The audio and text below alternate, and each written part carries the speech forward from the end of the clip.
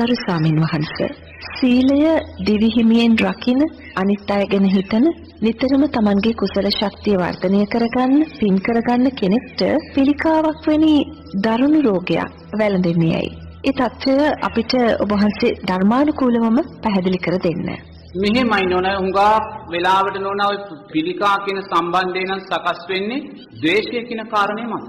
නමුත් මේ දේශයේ මේ ජීවිතයේ වැඩුවා වූ ද්වේෂය නොවෙන්න පුළුවන්. ඒක සංසාරේ පුහුණු කරන් ආපු අපි අතීතයේ කළා වූ අකුසල් විපාකයක් වෙන්න පුළුවන්. ඒතකොට මේ අකුසල් විපාකයට අදාළව මේ ජීවිතයේ විපාකයට අනුව තමයි නෝන හුඟාක් වෙලාවට ඔය පිළිකා වෙන දේවල් මතුවෙන්නේ. ඒ නිසා අපි දක්ෂ වෙන්න ඕනේ එක පැත්තකින් මේ ජීවිතයේ ද්වේෂය කියන කාරණේ හීන කරගන්න. මොකද අපි ද්වේෂය කියන කාරණේ වඩන්න අපි මව් කුසේදීමයි පුහුණු වෙන්නේ.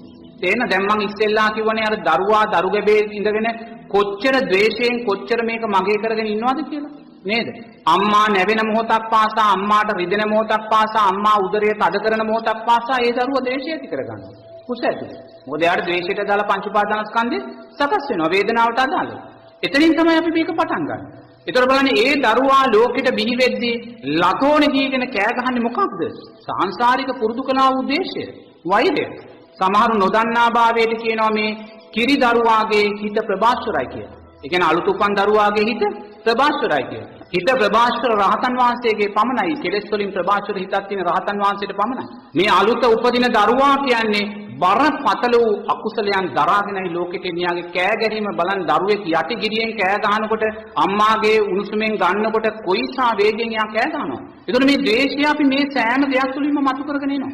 ඒ මතු කරගෙන ආවට පස්සේ ඊට පස්සේ අපි පාසල් අධ්‍යාපනයට ගියාට පස්සේ අපි මොකද කරන්නේ? අධ්‍යාපනය නිසා අපි ද්වේෂය ඇති කරගන්න. පන්ති කාමරේ මට වඩා තව කෙනෙක් දක්ෂ නම්, තව කෙනෙක් ලකුණු ගන්නවා නම්, තව කෙනෙක් පළවෙනියා වෙනවා නම්, ඒ සෑම මොහොතකම අපි ද්වේෂය කියන කාරණේ සකස් කරගන්න. ඉතින් මේ ද්වේෂය පුරුදු කරමින් තමයි අපි එන්නේ.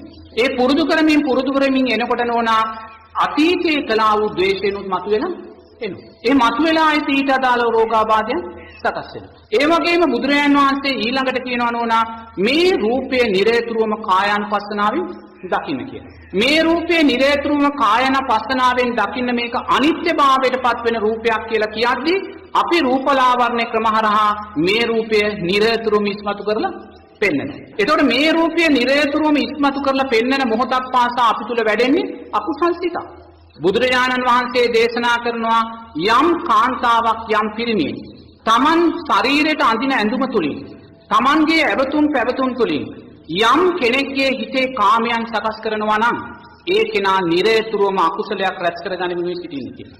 අපි කියමු නොගැලපෙන ඇඳුමක් ඇඳගෙන ශරීරයේ නිරාවරණ ඇඳුමක් ඇඳගෙන කාන්තාවක් නැත්නම් තරුණෙක් පාර යනවා කියලා. එතකොට දැන් එයා මේ නොගැලපෙන ඇඳුම ඒ ආකාරයෙන් අඳින්නේ ඇයි? එයාගේ රූපය ඉස්මතු කරලා පෙන්වන්නේ. ලෝභ සිතක් එයා තුළ සකස් වෙලා. තෘෂ්ණාවක් එයා තුළ සකස් වෙලා. මොකද්ද තෘෂ්ණාව? මගේ රූපය ලස්සනයි. මගේ රූපය ලස්සනයි ලෝකයේ මේක පෙන්වන්න ඕන කියන තෘෂ්ණාව තුලයි ඊට අදාළ ඇඳුමය අඳින්නේ. එතකොට අනිවාර්යෙන්ම එයා තුළ ලෝභ සිත් සකස් වෙනවා. එතකොට මේ ලෝභ සිත් සකස් වෙනවා වගේම නිරේතුරුවම මේ නවීන රූපලාවර්ණ ක්‍රමයන් තුලින් එයා එක එක ක්‍රමයකට මේ රූපය ඉස්මතු කරගන්න පෙන්වනවා. ශරීරයට තද ඇඳුම් ඇඳලා ශරීරයට ඔරොත්තු නොදෙන්නා වූ ඇඳුම් ඇඳලා ඒවා වෙනකොට ශරීරයේ තියෙනා වූ ලේ ධාතුව නැත්තම් මාංශ තද වෙලා ඒවා කැටි වෙලා ඊට අදාළ අකුසල් විපාකයන් මතුවෙන්න පුළුවන්. තේරෙනවද? මොකද හැම වෙලාවෙම ලෝභ සිතකනේ ඉන්නේ. තෘෂ්ණාධික සිතෙන් ඉන්නේ. තෘෂ්ණාධික සිතෙන් එයාත් අකුසල් කරගන්නවා. එයාගේ රූපේ දකින අනිත් කෙනා අකුසල් කරගන්නවා. එතකොට එයාගේ රූපය ඕනෑමට වැඩිය තද කරලා ඇඳුම් ඇඳීම නිසා ඒ තියෙන මාංශ පේශීන් තද වෙලා, හිර වෙලා, ලේ ධාතුව කැටි වෙලා ඒවා නිසා පිළිකා මතුවෙන්න පුළුවන්. තේරෙනවද? එහෙනම් දැන් මේ පිළිකාව මතුනේ හේතුඵල ධර්මයක් නිසා. මොකද යා රූපය නිත්‍ය වශයෙන් ගත්තා, තෘෂ්ණාව ඇති කරගත්තා, ලෝකයට රූපය පෙන්වන්න ඕනේ කියන තැන ඉඳන් අන්‍යයා රූපය අයිතු ආකාරයෙන් හිර කරන්න, තද කරන්න ගිහිල්ලා ඊට අදාළ විපාකයන්ට ඒක තමයි හේතුඵල ධර්ම.